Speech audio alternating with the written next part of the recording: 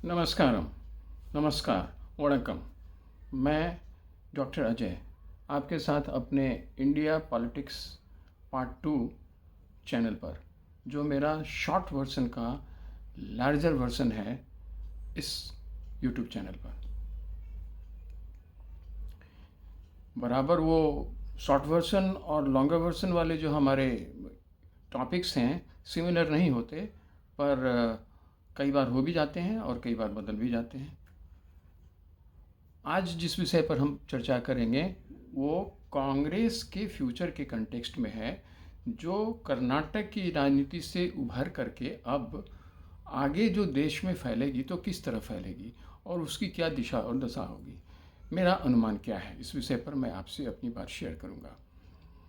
कांग्रेस ने जिस तरह से कर्नाटक में अपनी स्थिति को मजबूत किया है और अप्रत्याशित जीत, जो मीडिया में बैठे पॉलिटिकल एनालिस्ट हैं उनकी नज़र में, वहाँ की जनता की नज़र में नहीं, उनकी नज़र में जिस तरह से अप्रत्याशित जीत कांग्रेस ने हासिल किया है, वो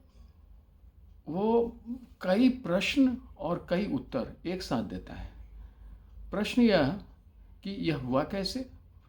भाजपा सत्ता में थी और सत्ता से बाहर हो गई, कैसे हो गई? उसने तो कहने के लिए बहुत सारे काम भी किए हैं, और अगर उसका छिद्रान्वेषण किया जाए तो बहुत सारे काम थे जो बिल्कुल ही आम थे, साधारण थे, जो किया जा सकता था, उसने किए नहीं। तो जो साधारण काम हैं, जो रोज़मर्रे की ज़िंदगी में लोगों के रूबरू, जिससे लोगों को रूबरू होना पड़ता है, वे समस्याएं राज्य स्तर के चुनाव में मायने रखते हैं। राज्य स्तर ही नहीं, सच पूछिए तो देश के स्तर पर भी उसका इम्पैक्ट पड़ता है। ये भाजपा नहीं समझ पाई, कांग्रेस ने इसे ही पकड़ा। और कुछ ऐसी बातें, अब जैसे महंगाई की बात इसने उठाया, लेकिन भाजपा इसका प्रतिकार नहीं कर पाई, ठीक से लॉजिकली सेंसिबली प्रतिकार नहीं कर पाई, क्योंकि महंगाई ऐसा मुद्दा है जिसे बराबर ही उठाया जा सकता है और बराबर ही इसका कोई निराकरण नहीं है। ये शुरुआत से ही रहा है, प्रारंभ से ही रहा है। महंगाई, बेरोजगारी, इसका समाधान दुनिया के किसी देश ने सच पूछिए तो आज तक नहीं किया है, और करना भी मुश्किल है, और भारत जैसे देश में तो और भी मुश्किल है, क्योंकि महंगाई का सीधा सीधा रिश्ता पॉपुलेशन से भी है और प्रोडक्शन से भी है, और अवेलेबिलिटी ऑफ प्रोडक्शन से भी है, और उसके डिस्ट्रीब्यूशन ऑफ प्रोडक्शन से भी है। तो दो तीन चीज़ें हैं उसमें। इसके साथ साथ जहाँ तक रोज़गार का सवाल है, उसका भी सीधा सीधा रिश्ता पॉपुलेशन से भी है, और पॉपुलेशन से तो है ही है। तो भारत जैसे देश में, जहाँ 1 अरब करीब करीब 40 करोड़ लोग हैं, वहाँ या किसी सरकार के लिए क्या यह संभव है, दुनिया की किसी भी सरकार के लिए, कि वो सबों को रोज़गार दे दे? ये तो स्वरोज़गार की ओर जाना ही पड़ेगा। तो खैर, अब ये सब तो बातें हैं, लेकिन डिबेट में तो ये आते हैं और इसके इम्पैक्ट भी पड़ ही जाते हैं। भाजपा इसे नहीं समझ पाई, लेकिन कांग्रेस ने समझा और कांग्रेस ने इसे लोगों के दिलो दिमाग में बिठाया। कांग्रेस जीती और जम के जीती।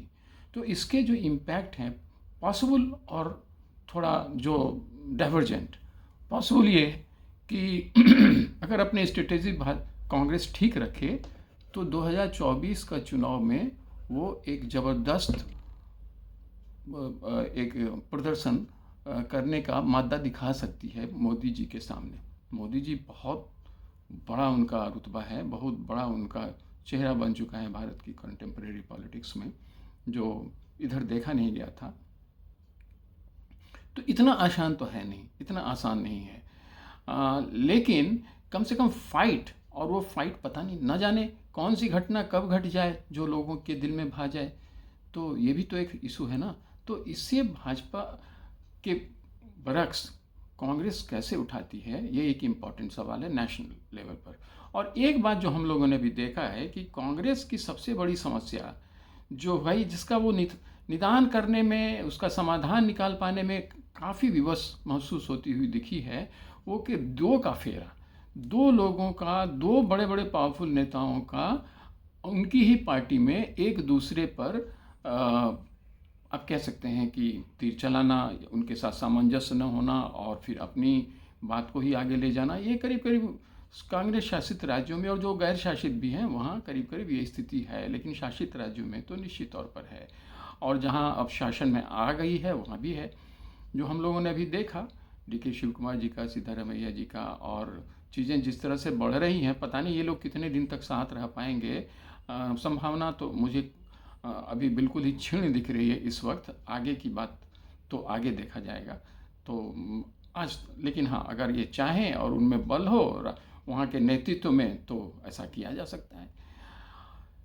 लेकिन उससे भी बड़ी बात जो अब मैं आपको कहना चाह रहा हूँ, जो आपने समझने की भी कोशिश की होगी, कि कांग्रेस में अब केंद्रीय स्तर पर भी दो दो नेतृत्व की बात होने लगी है।